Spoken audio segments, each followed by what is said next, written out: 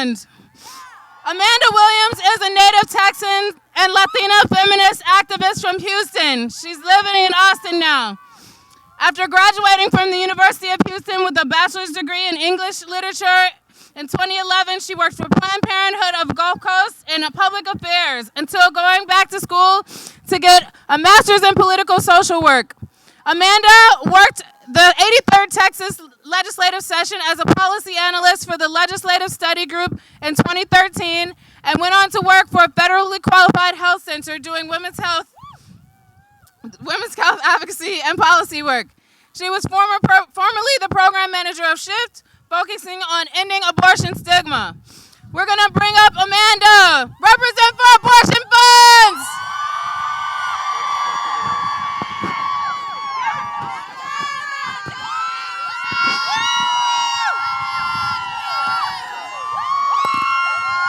Hello, everyone. Y'all are gonna make me cry and I haven't even started yet. As a Texan, this is truly a beautiful, beautiful sight. Thank you for being here. I'm so proud to be here on behalf of the Lilith Fund as our first ever executive director. As Yamani Hernandez said, we're a Texas-based member of the National Network of Abortion Funds, or as I like to call us, a national family of abortion funds. And every year, we hear from over 4,000 callers on our hotline from people in Texas who need an abortion but cannot afford it. We hear firsthand from those who are most impacted by this incredibly dangerous law that is designed, don't be fooled, to shut down clinics in Texas. The Lilith Fund is doing critical work in Texas alongside wonderful abortion funds all over our state. As abortion clinics are shutting down, as doctors are being painted as villains by our government, as abortions are becoming more and more out of reach, the people most affected are the ones seeking abortion. We connect those people with the resources they need to get abortions. And in places like Texas right now, that is a revolutionary act.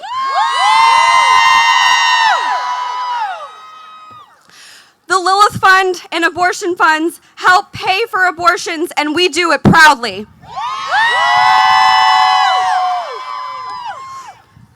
Doing this work, I know personally how difficult it is to get a safe abortion in Texas. And so I know very well that those of us who are able to access a safe abortion are extremely fortunate. When I had an abortion, I was 19 years old and I was a college freshman. I was in an unhealthy relationship.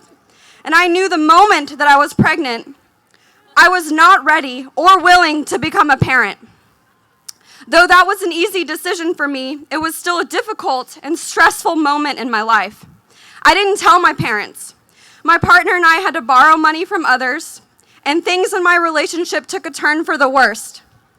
Eventually, we were able to come up with the money to pay for an abortion, and I know that that is a privilege far too many are without. When I arrived at my appointment, I was overwhelmed by the kind support I received from clinic escorts, the clinic staff, and my provider, who all made me feel comfortable and safe, because that's what they do best.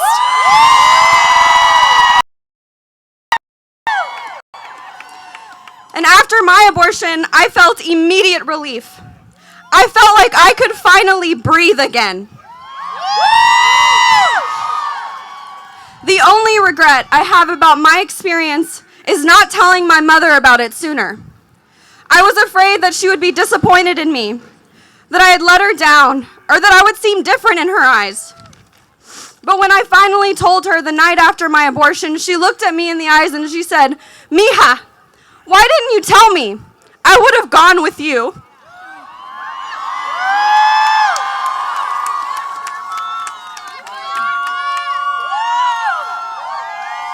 Today, I'm here for her.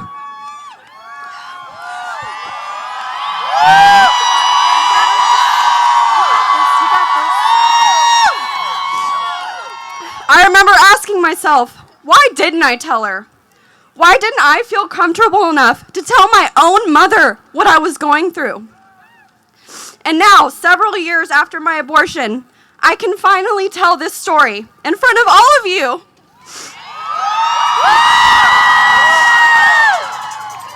And I finally understand that the answer to this question is because I was being held hostage by abortion stigma. Messages all around me told me that my decision to have an abortion was unacceptable, that I deserved to feel ashamed, scared, and alone. Anti-abortion laws like the Texas clinic abortion shutdown law enforces these messages. They tell us that if we need an abortion, we must first jump through medically unnecessary hoops that are designed to make us feel shame, fear, and isolation. They tell us that we're not worthy of acceptance, compassion, or understanding. We refuse to be sidelined or be treated as pawns in a high-stakes game by our anti-abortion government. We refuse.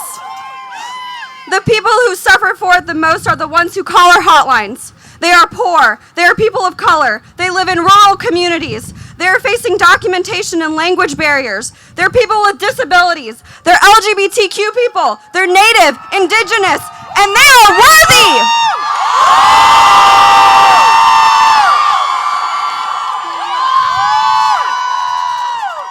They are worthy and deserving of the care they seek. Now repeat after me. We are all worthy. We are all worthy.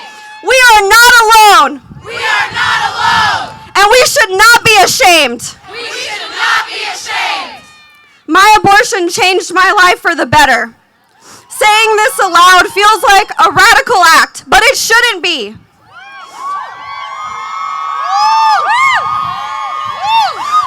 My experience brought me closer to my mother and encouraged me to dedicate my life and a career to a world where all people have the power and resources they need to lead the best lives for themselves, their families, and their communities. This is about reproductive justice, and this is about a world we all deserve. Thank you so much for listening to my story, and thank you for being here with Texas. Thank you so much.